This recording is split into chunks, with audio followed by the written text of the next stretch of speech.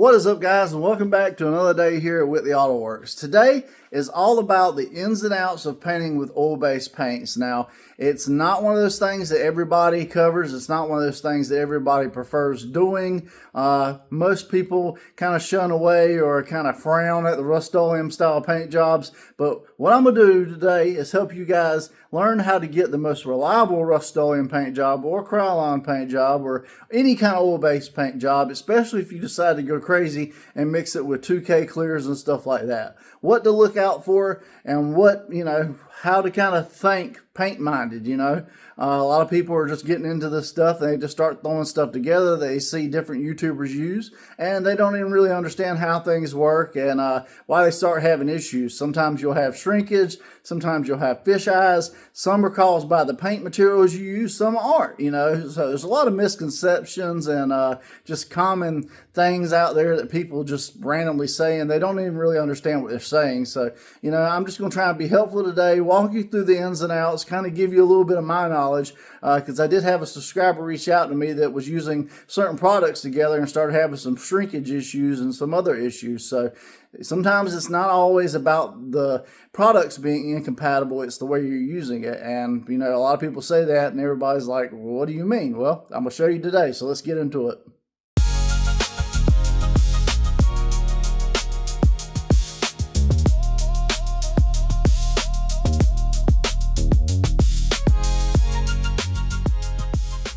Alright guys, so you just got back from the paint store, discouraged as all get out because they just told you it's going to be $300 a gallon for the paint. And that's not even including the clear coat and the activators and all this other stuff they say you need for it. And you're like $600-700 in materials all said and done. And I can't afford that. Who can, right? Especially in this economy. So you start going down the rabbit hole online on YouTube and you start seeing stuff like this. Rustoleum paint jobs. And you're like, okay, I might can do that. But, what does it all entail? How can I do it and be successful and not have a bunch of issues? What should I look out for? What are the differences between using something like Rustoleum right here or KRYLON? Now I've seen this other one coming out, and they're saying you can get this mixed up in all kinds of different colors and everything else, I don't even know what to do or what to choose. Well, guys, there's no wrong answer to either one of these, but there are some things you want to look out for, certain things that work together, certain things that don't.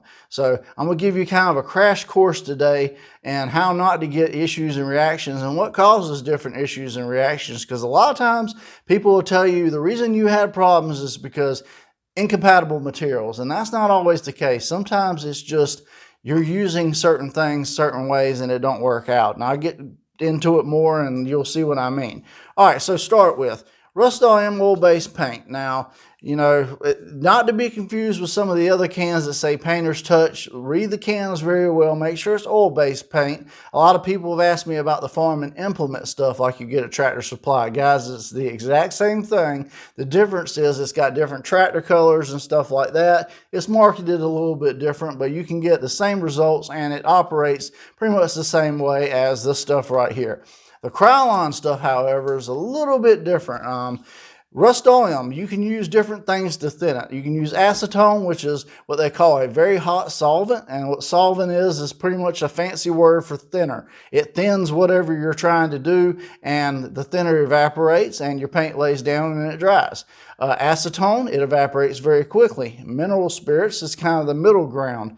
It's like a medium solvent, so it'll give you more time for things to lay out better. A lot of times if you're complaining about orange peel and stuff like that, switch from acetone that evaporates way too quickly to mineral spirits, and that'll allow your paint to flow out better before it sets up, giving you a better overall finish. And if you really just want to give it plenty of time to flow out, you can switch over to something like this, a slow automotive grade reducer, which is going to give you the best bet of all the cases. Rustoleum can use acetone, it can use mineral spirits, and it can use automotive grade reducers without any problems at all. However, KRYLON can't, guys. It cannot use acetone. It is way too hot of a solvent. It will cause this paint to bubble. So I always recommend either mineral spirits or automotive grade reducers when you're using the KRYLON.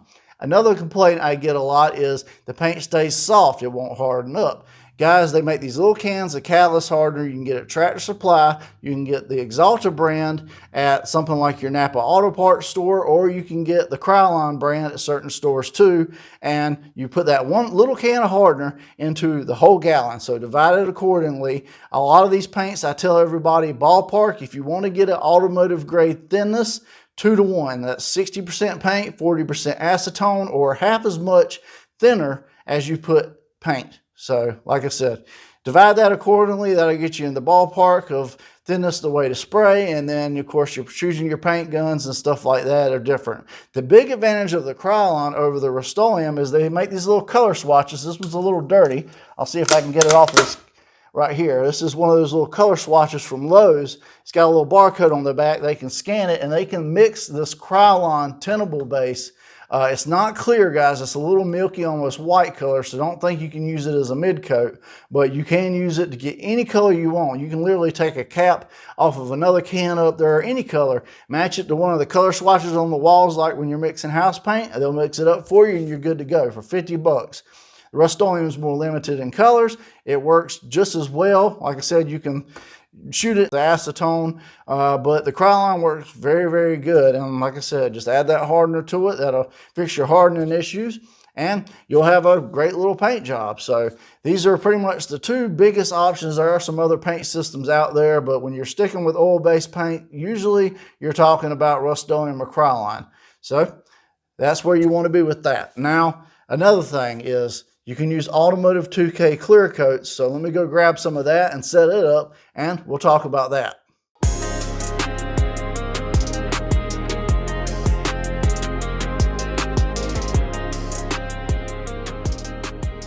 All right, guys, so you've picked up your paint now. You've got your mineral spirits because it's a good medium reducer, a good medium solvent, and you got your little can of hardener so your paint system really hardens up good. But you want to put a little bit of extra clear coat on it. Why? Because you want that extra UV protection. You've watched the videos, you've heard everybody say these paint jobs hold up great, but they, like single stage, most single stage paints anyways, they tend to fade after a couple years. Now, depending on the color, it could fade sooner or later. Black tends to fade very, very quickly after about a year. Some of the other colors will take 2 to 3 to 4, maybe even 5 years to fade. And some of them you just never really tell because the paint is so, light or whatever. You can wax them, you can buff them, you can ceramic coat them, but the best way to preserve it is to throw a clear coat on it. Plus, you've seen some of these other tricks where me or some other guys have done pearls and stuff like that in it, and you're like, hey, I want to make it custom. I want to make it cool. Well, to save you time and to save you trouble, the best clear coat system I've found by far to have almost zero issues with any of this oil-based stuff is Finish One FC720. It's a high solids clear coat. It is a cheap clear coat, which kind of keeps with the theme of this whole cheap stuff. Is there better clear coat systems out there? Absolutely. Is there other clear coat systems out there that you can use that I've even used? Yes, another really popular one is Speedo Coat. One thing I have found with Speedo Coat, it's a much thinner clear coat system, so it, by nature tends to set up a lot quicker. So it can have issues depending on what reducer you use with it. If the paint doesn't set up quick enough and that clear coat sets up way too quickly, that's where you start getting that shrinking issue where it starts to look like the Sahara Desert.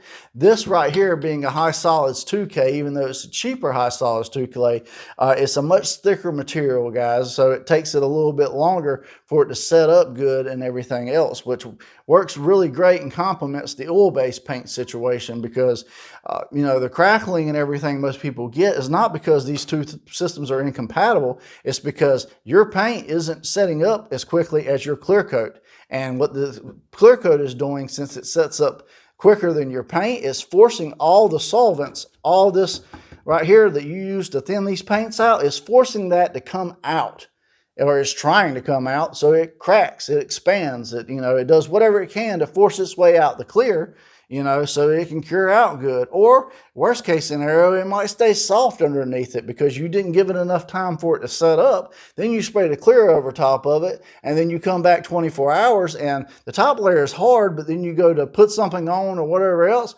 and the paint slides. And you're like, what's going on? You didn't give your base long enough to set up because you used a slower activator like this before you put the clear coat system on there. So typically I wait 45 minutes an hour after my last coat of base before I start applying clear coat. That gives it hopefully plenty enough time to set up good depending on temperatures and humidity, and you'll minimize your chances of reactions, crackling, issues like that. Also, using a slower activator will give the clear more time to flow out, and if this needs more time to actually flow out and evaporate or whatever, then a slower activator will set up slower, giving the paint more time to flow out and minimizing your overall chances of excessive orange peel, of excessive cracking, and any kind of weird stuff. So the best combination I've found for most paint jobs, depending on the weather, a lot of times ideally you want to paint 70 degrees or above, is using either one of these with mineral spirits with a little can of hardener, and then shooting a finished one clear coat with either medium or preferably slow activator if you can stand to wait. And that'll give you the best possible finish with all these cheap paint combinations. Like I said, you can use Speedo Coat Clear too. It works great. It's a little bit thinner, a little bit more finicky. So definitely if you pick that up, use a slow activator with that. And yeah, you should be fine with it. So that's kind of my rundown with combinations. Fish eyes and stuff like that, I know some people see that and think that's a problem. Fish eyes, guys, is usually contamination on your panel. There's some oils or something left over, and then you paint over it, you clear over it. These materials try to harden up, and everything just starts separating. It's usually because you got some oil there and the paint just goes, I don't want to attach to that. So that's a good way to solve fish eyes. Another thing a lot of people ask about is solvent pop. Solvent pop is where you get little bubbles in the panel. Sometimes it can be trash and you can mistake it for trash, but solvent pop is usually when you lay a paint layer down and then you don't give it enough time to set up. You put another layer on top of it, and then the solvents in the layer below it try to come out through that top layer, and that's where you get the little bubbles. Much like the issues a lot of people are having with the shrinkage and the clear coat. It's just a over application too quickly is the main issue you got. So a lot of times it's not always, this won't work with this or whatever else. Sometimes it's just you're getting too much in a hurry. You're not letting your material set up long enough before you go to the next step. And my rule of thumb with all this, guys, because I have a million people ask me, how long should I wait, to clear it? How long should I wait for my next coat of base? Wait till the layer you got on there is tacky to touch. So go around the vehicle, touch some of your tape areas that you're not actually worried about the paint on it. Make sure it's tacked up enough to where it's still sticky, but it's not pulling material off onto your finger. That'll tell you, all right, it's good enough. Most of the solvents have flashed out enough to where if I put another layer on top of it, I should be good to go. So that's a great rule of thumb for any situation, because choosing the right activators or reducers, it really highly depends on the temperatures you're spraying in. Obviously, if you're painting when it's colder than 70 degrees out, most of the time you want mineral spirits or acetone if it's, Rustoleum.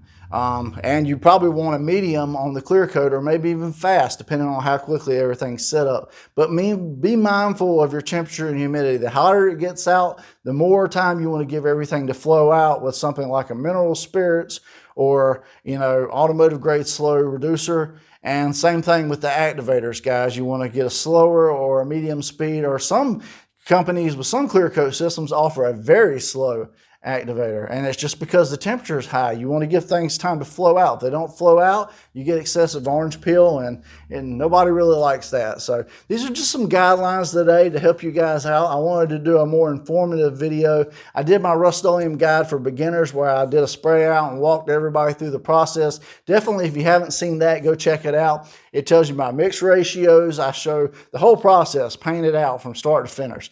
This is more of an advanced for people that are having problems and issues today. I just kind of wanted to go through it and kind of give you my knowledge that I've experienced. I've been doing Rustoleum paint jobs, cheap oil-based paint jobs, mixing and matching all these supposedly incompatible materials for a little over 20 years now, guys. And I've seen it about every possible issue, situation, reaction you could get. And so I'm trying to give you guys a little bit of the science behind everything today.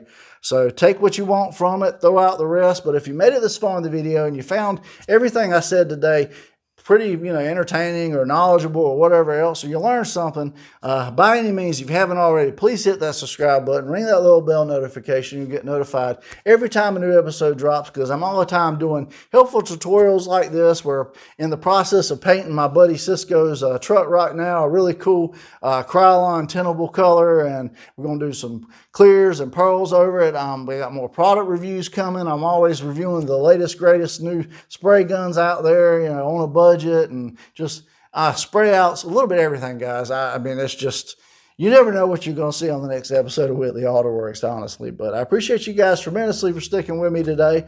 I hope you enjoyed the video. I'm John from Whitley Auto Works. Hope you guys have a great day. God bless, and I'll see you guys on the next one.